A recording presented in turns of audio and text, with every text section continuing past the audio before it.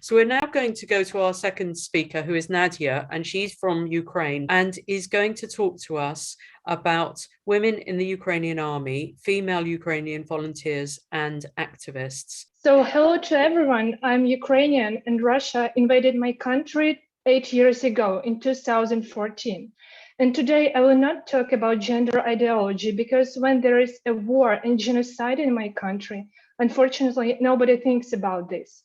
In 2014, Russia occupied Ukrainian Crimea and parts of Donetsk and Luhansk regions and started killing, raping, and torturing our people. As our webinar is about feminism, I will dwell on how Ukrainian women have been suffering from Russian aggression and fighting against it. In the 21st century, on territories occupied by Russia, there is a concentration camp called Izolyatsia, where Ukrainians are being tortured and held as captives. The head of the torture chamber was simply obsessed with sex. He raped dozens of Ukrainian women who were illegally detained in the camp. What was happening in the Izolyatsia since 2014 terrified even people with 20 years of concentration camp experience. February 21st, is the day when Russia launched a second full-scale invasion of Ukraine, the day when I woke up from the sounds of explosions, the darkest day of my life. Since that time, Russians killed tens of thousands of Ukrainian women, including pregnant women with their non-born children. 3,000 Ukrainian women reported to the police that they were raped by Russian soldiers, and there are more who can't report because they were killed after being raped. Millions of our women fled to Poland as refugees, and those who are pregnant after being raped by Russian soldiers can get an abortion due to the Polish legislation. Formally, they are allowed to get an abortion as they are victims of rape, but it is extremely hard to prove that a woman was raped. Do not get me wrong. I'm grateful for the help for our refugees in Poland, provided by the Polish government and people. But struggles with access to abortion is a serious problem our women are facing in Poland. About 1,000 Ukrainian civilians are being held hostage by Russians. More than 500 of them are women.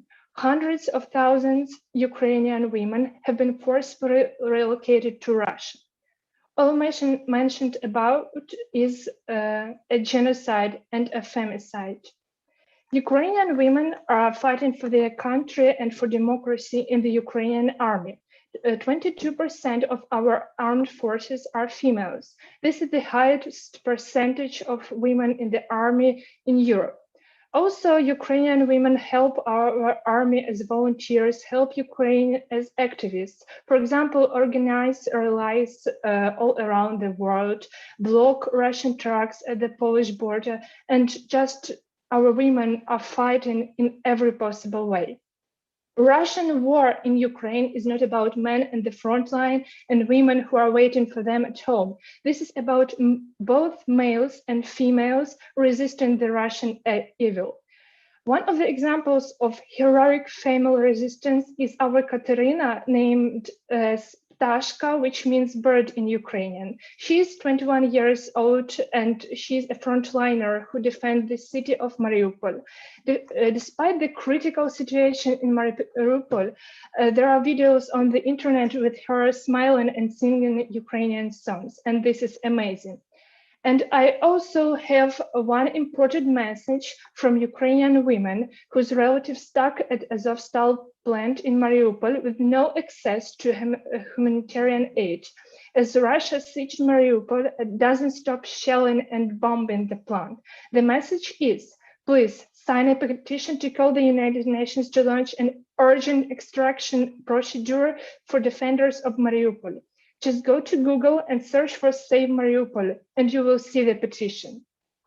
According to what I mentioned, we must cancel everything Russian. One important thing to understand, all Russians are responsible for this war, including so-called feminists and liberals in Russia. I know Russian as the language of our oppressors, and I can read what they write on the internet.